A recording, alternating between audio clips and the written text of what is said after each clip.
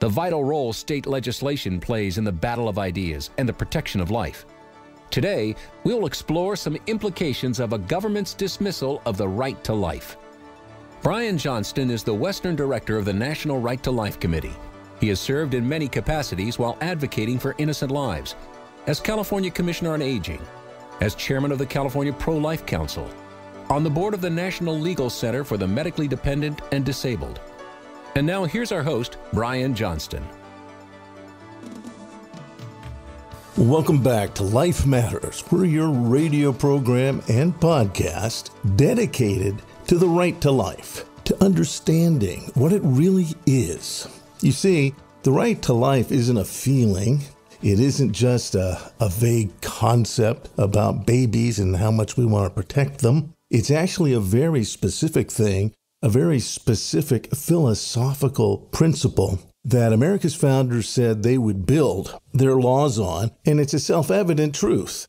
The laws of nature and of nature's God reveals these truths, and one of the first ones is that your life is not given to you by the government, that it's been given to you by a creator, and the government has a duty, a responsibility to make sure that it is protected, that right. So human life is the basis, and the uniqueness of every human life is the basis of the American form of government. And it goes even further, that those lives are so valuable, they came first. And it is human beings that create government. So government must be subordinated to the people.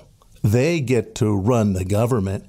The government isn't here to run you and to control your life and to separate human beings into different classes and categories and colors and then deal with them as it sees fit. It is the people who must hold accountable the government. As Lincoln said, that government of the people, by the people, and for the people shall not perish from the earth. He had inherited this form of government, and he probably more than any other individual knew and understood it had to be preserved. He fought hard to preserve that. And simultaneously, because every slave was in fact a human being, he needed to also free the slaves, but use this form of government to do it, and not simply use guns to do it. It was Lincoln who said that this battle will not be won by bullets, but by ballots. He was committed to the principles of how you change laws in our nation. And if you ever watch the Spielberg film Lincoln, you will understand how important he was and how clever and wise he was. He never wanted war. He wanted to free the slaves through the legal process. Well, my friends, we are looking at a situation now. It's extraordinary. Today, we're going to talk about what the Supreme Court is doing. Recently, the Supreme Court had two different hearings. On December 1st, they had their second hearing, and it had to do with the laws of Mississippi. We're going to talk about that hearing. But 2 weeks earlier, they had a surprise hearing regarding the laws of Texas. And so the buzz right now in the popular media is that Roe v. Wade may be overturned. But I have something you need to know. I have found that most people don't know what Roe v. Wade did. They know it has to do with abortion, but they don't understand the details. We're going to spend time helping you see the real details of Roe v. Wade and why it's impacted not just babies and not just mommies and not just women. Its implications are echoing through our entire culture, and you'll understand why when we come back. Life Matters continues after this.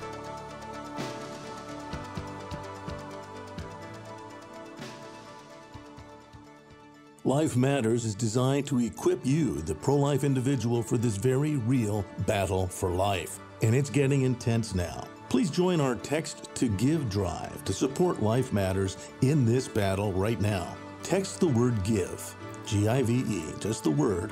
Text the word GIVE to this number, 916-347-5644. This isn't a phone-in line, it's a text line. Text the word GIVE, G-I-V-E, to 916-347-5644. 5644 to help us at this pledge time. The battle is very real. Innocent babies, innocent lives are being taken, and the lives of others are now at risk. Text the word GIVE to 916-347-5644. Thanks. And now back to more Life Matters with Brian Johnston. Welcome back. We're talking about the Roe versus Wade decision, the hearings at the U.S. Supreme Court in the end of 2021, and it seems very likely that the United States Supreme Court is going to hand down a decision sometime in the spring of 2022. People have asked me, well, you heard the hearings. What's going to happen? I want to tell you this. I was honored to participate in submitting an amicus brief for the Texas law that was heard in late November. And that Texas law is very significant. If you've heard our earlier programs, you can go back at the Life Matters website and go back to our discussions of the Texas law, why that's so significant. But then they had already scheduled a hearing for the laws of Mississippi. These are hugely significant hearings. For you to understand them, though, you have to understand a deeper principle. What on earth is Roe v. Wade? What did it really do? I want to remind you, the media has lied to you. The media routinely misrepresents and routinely distorts what the truth is on many topics. And they want to define how you should view a particular issue and the rules of how you should debate the issue. So they lay out issues in a very simplistic way, but often the conclusion is already built in to how they've described the issue. That's also true, by the way, when they do polling. You need to know that public opinion polling is very often determined by the question that's being asked. So to think that public opinion polls are actually truly accurate, you have to really understand that issue and understand the very nuances of where people are at, because the media and those who wish to influence your thoughts, they will use words to misrepresent a particular issue. So Roe v. Wade, I'm going to tell you some things about Roe that the media will not tell you about. Do you know that Roe versus Wade doesn't really give women anything? What it did do through its combined decision, it was two decisions, Roe v. Wade and Doe v. Bolton. It simply licensed doctors to kill babies in the womb when they saw fit. Let me give you a quote from Ruth Bader Ginsburg. In fact, why don't you just listen to Ruth Bader Ginsburg and think about it. She was lecturing in 2013 at the University of Chicago. Roe really isn't about the woman's choice, is it? It's about the doctor's freedom to practice his profession as he thinks best. It wasn't woman-centered. It was physician-centered. It was not women-centered. It was physician-centered.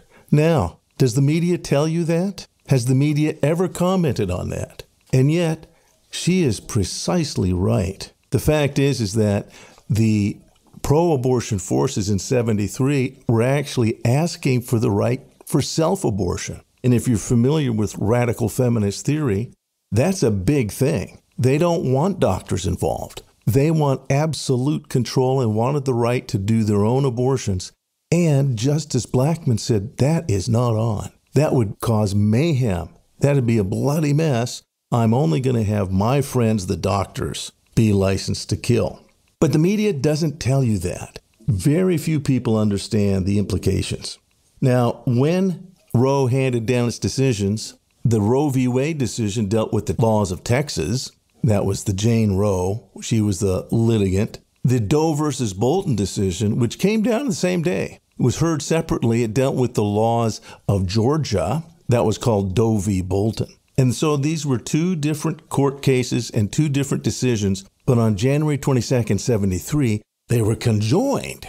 And they became known as the Roe decision or the Roe regimen. But they're actually two separate decisions. If you look at them carefully, you're going to learn a lot, because Roe v. Wade talks on and on about all of the reasons a woman might want an abortion. And then it goes deep into the mists of history and makes dismissive comments about abortion and reproduction and how much we know scientifically This is where Justice Blackmun gave that famous statement, we don't really know when life begins, and I don't know when it begins, so I'm not going to address that. So he goes on and on all over the map. But what he doesn't do is give real clarity. He actually adds confusion. The Roe versus Wade decision is actually a confused muddle, and many of the leftist pro-abortion legal experts are quick to point that out. They support abortion, but they point out Roe versus Wade is contradictory and confusing. One of the things Blackmun does in Roe is he says, yeah, there's the Hippocratic Oath. But you know, the Hippocratic Oath, that was a very small group of people who came up with that. And they're elite Pythagoreans. They were mathematicians. And very few people paid any attention. In subsequent years, it came to actually define the standards of medicine, that they not kill. In the Hippocratic Oath, it's specific. Not only will they not kill their patient, but explicitly will not cause an abortion. It says, in like manner, I will not give a woman a pessary to perform an abortion. They knew, doctors knew back then, that that's a human baby. Doctors know that in an equine abortion, those are little ponies. You know, if you say you're really a fan of kangaroos, you love kangaroos, but joeys, you can kill joeys. And look, they live in their mom's pouch sometimes. They're part of her body. Well, wait a second. No, everybody knows that a joey is a young kangaroo. Everyone knows that a baby in the womb is a young human being. That's common sense, self-evident truth. And they knew it back nearly 3,000 years ago when Hippocrates was writing and describing the ethical things to do with medicine. Now, in the Doe portion of the Roe and Doe decisions, Justice Blackmun inserted a special health exception.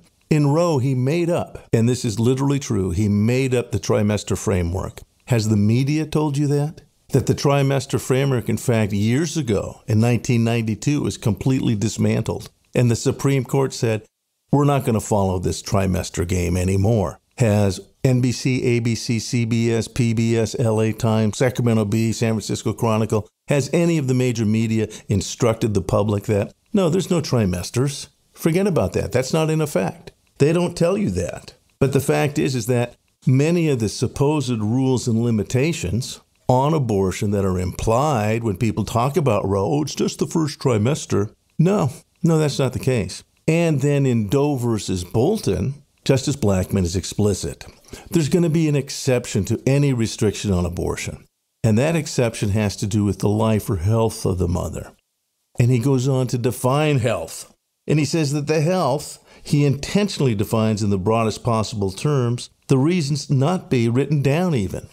But if in the judgment of the doctor, if he felt there may be any sociological or psychological implications for that woman's motherhood, then all of these things may be considered health. That's in Doe versus Bolton at page 183.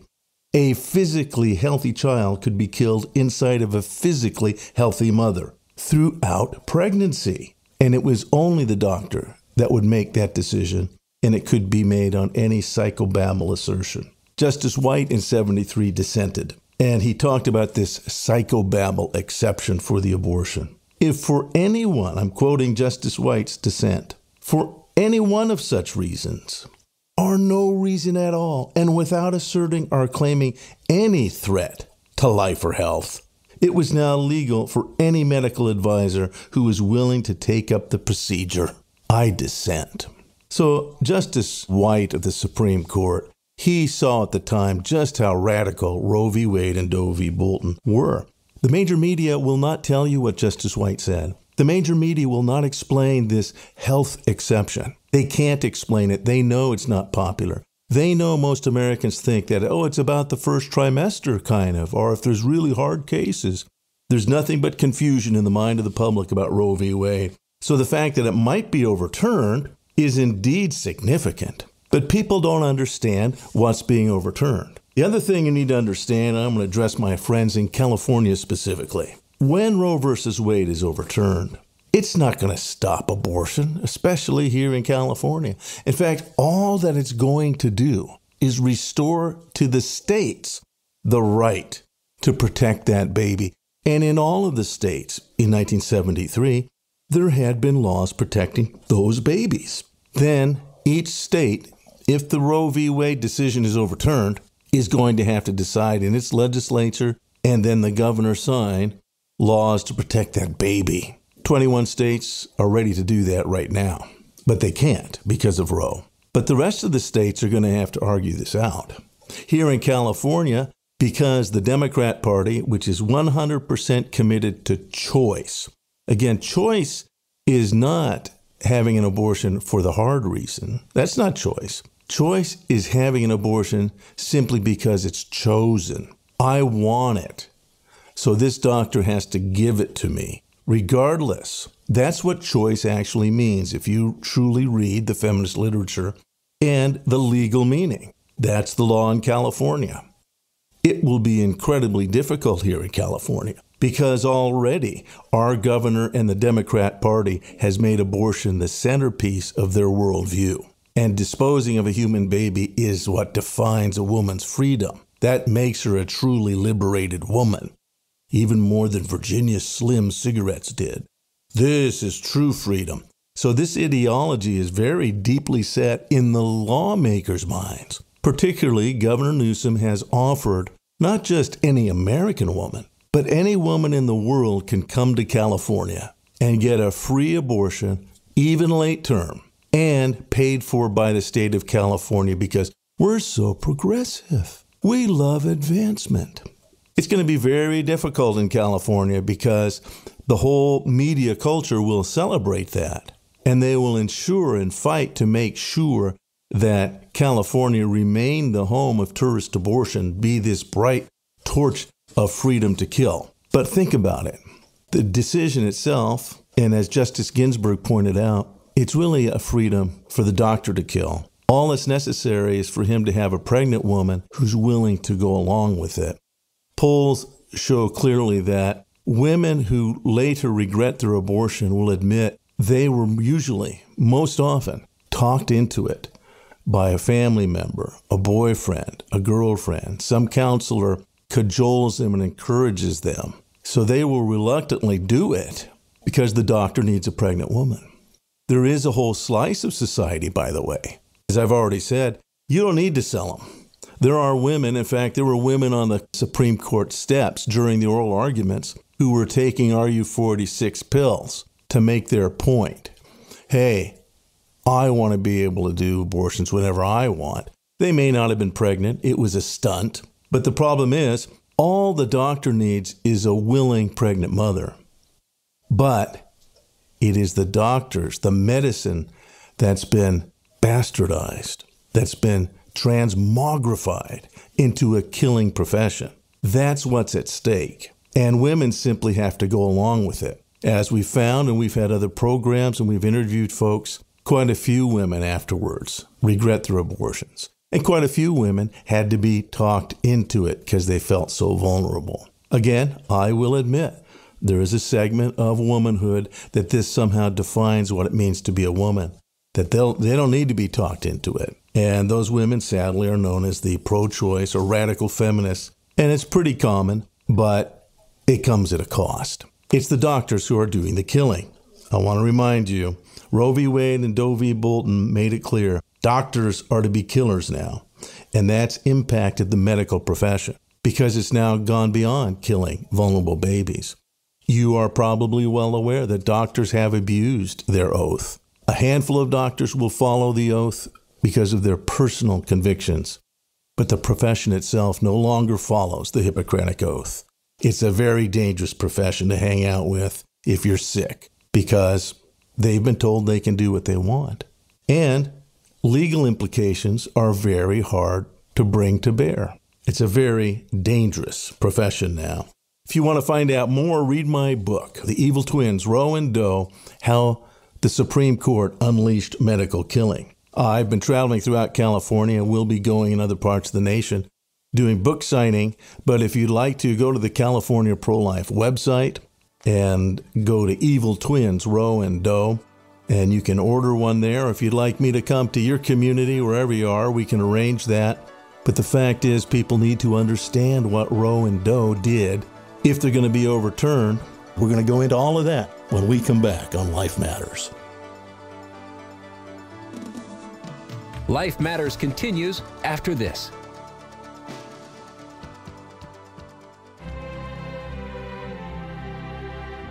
Christmas is the time of year when we honor Christ and the fact that God Himself has decided to become one of us.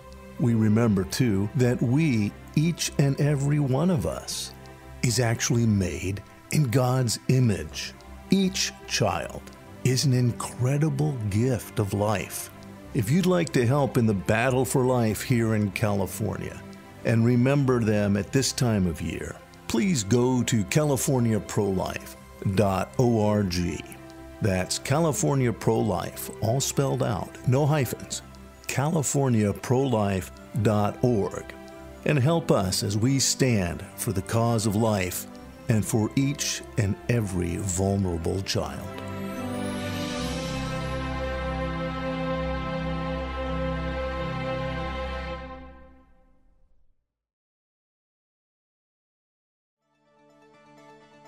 And now back to more Life Matters with Brian Johnston. Welcome back to Life Matters. I have some other news for you. This isn't merely a matter of vote count at the High Court. This isn't simply a matter of, well, these judges are pro-life and these judges are pro-abortion. In the oral arguments, their questions, this is the first time I've listened to many Supreme Court cases. This is the first time I have ever heard every justice comment. Best known for his previous silences was Clarence Thomas, and Justice Thomas asked very pointed questions and made very clear statements to this effect: show me where abortion is in the Constitution. There is no right to an abortion in the Constitution.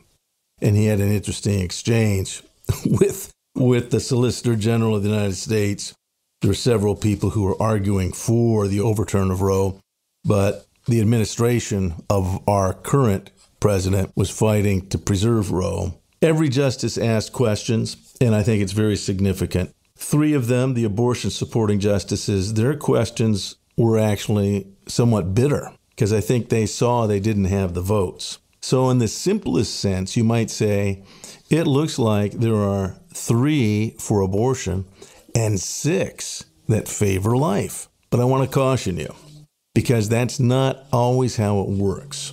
There are nuances. For example, Chief Justice Roberts made it very clear that he liked the 15-week cutoff, but he saw it kind of as a halfway measure to try to split the difference.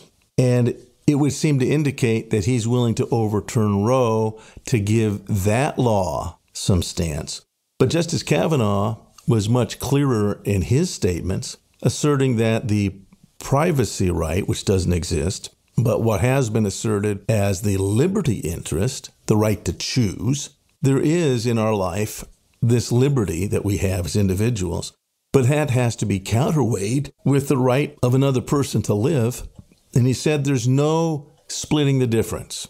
Kavanaugh made it very clear he did not want to take a gradual split the difference approach. He wanted to ensure that the right to life was protected, and either one or the other is going to win. So he was very clear that this really is a black and white issue when it comes to rights. So you might say that what is indicated by these judges, even the pro-life judges, are very different. The reason I bring that up, in 1992, I remember when the Casey decision came down, and many people expected and hoped that Pennsylvania law would bring down Roe v. Wade. But that was not to be the case.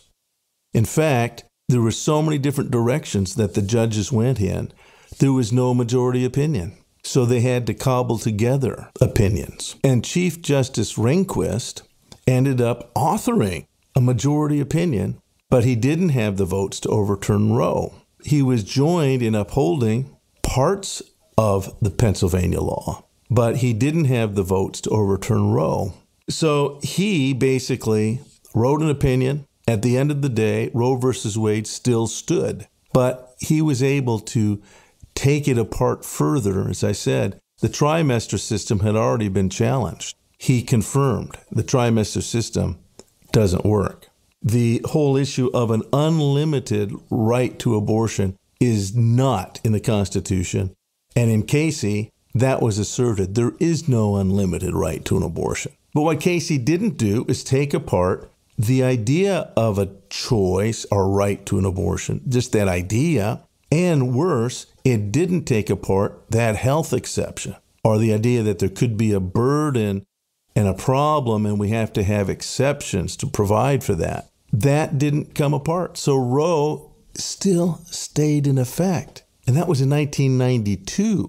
So that's almost, 30 years ago. So the media hasn't told you that Roe v. Wade is on the ropes. Roe v. Wade is ready to go down. But it hasn't fully explained the implications. And as I just mentioned, often a Chief Justice will adjust their vote. Now, there are 6 pro-life votes, and one of them is the Chief Justice. He has indicated in the past where he would go in one way and then he would adjust his decision in order to control the final outcome. You saw where Justice Rehnquist did exactly that in the Casey decision. So the Chief Justice might go kind of, who knows what direction he goes in. But there are 5 other pro-life judges. So we can be optimistic, but guardedly optimistic about this coming spring and the final decision. What's very clear is that California is going to require that pro-life individuals get involved in the civic process to elect people who will, for California, put forward the pro-life principles and do so at every level of government, because your ideological opponents, they're not just working at the state legislature or in Congress. They're working in your local community to get clinics, Planned Parenthood clinics, into high schools. If you haven't worked to make sure that your school board keeps them out, then you're not working. You're not paying attention to this battle of ideas, because the civic process is where ultimately laws are determined, and you have to get involved at the most basic level. It's the easiest level to get involved in. Contact the California Pro-Life Council if you're in California. If you're outside of California, contact the National Right to Life Committee. So it's californiaprolife.org, all spelled out, no hyphens. NRLC.org if you're outside of California. You'll find out what to do in this coming year. We don't know what this final decision may be. It does bode well that Roe v. Wade is finally being fully dismantled. But I want to remind you, the media has lied about Roe v. Wade, and the media will continue to lie. You can't trust them. Make sure that you're equipped and understand what this battle's all about, because life really does matter. Life Matters is a production of the California Pro-Life Council, the state affiliate of National Right to Life. Get informed and get involved.